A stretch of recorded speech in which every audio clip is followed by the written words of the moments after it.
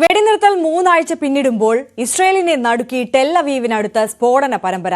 ബന്ദികളാക്കിയവരിൽ കൊല്ലപ്പെട്ട 4 പേരുടെ മൃതദേഹങ്ങൾ ഹമാസ് ഇസ്രയേലിന് കൈമാറിയതിന് പിന്നാലെയാണ് സ്ഫോടനങ്ങൾ. ഭീകരാക്രമണമാണെന്ന് ഇസ്രയേൽ ആരോപിച്ചു. സ്ഫോടനത്തിന്റെ പശ്ചാത്തലത്തിൽ ടെൽ അവീവ് നഗരത്തിൽ സുരക്ഷ ശക്തമാക്കി.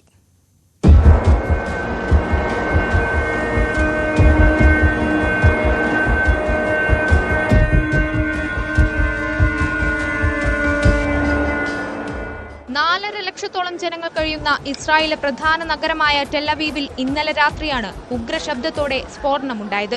ബാറ്റിയ, ഹോലൻ എന്നിവിടങ്ങളിൽ നിർത്തിയിട്ട 3 ബസ്സുകളിലാണ് പൊട്ടിത്തെറിയുണ്ടായത്.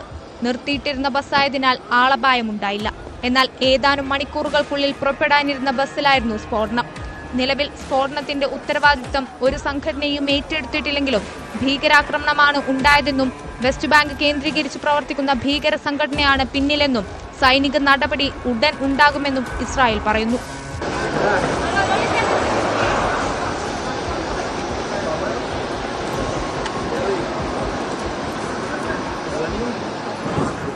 ഏകദേശം 5 കിലോഗ്രാം സ്ഫോടക വസ്തുക്കളാണ് ഹോളനിലെ ബസ് സ്റ്റേഷനിൽ നിന്നും കണ്ടെത്തിയതെന്നാണ് റിപ്പോർട്ട്.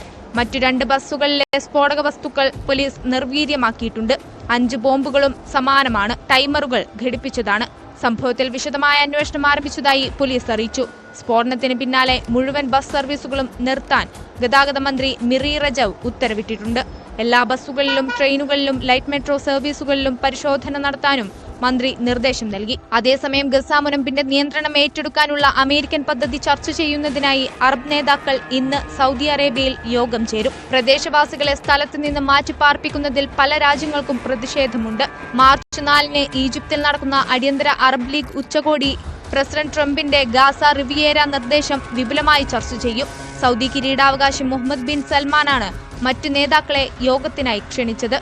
അറബ് നേതാക്കളും ഈജിപ്ത്, ജോർദാൻ എന്നീ രാജ്യങ്ങളിൽ നിന്നുള്ള പ്രതിനിധികളും യോഗത്തിൽ പങ്കെടുക്കും. പ്രദേശം ആര് ഭരിക്കണം, പുനർനിർമ്മാണത്തിന് എങ്ങനെ ധനസഹായം നൽകണമെന്നതിനെ ചൊല്ലി അഭിപ്രായ വ്യത്യാസങ്ങൾ നിലനിൽക്കുന്നുവെന്നാണ് വിലയിരുത്തൽ. International desk, news 18.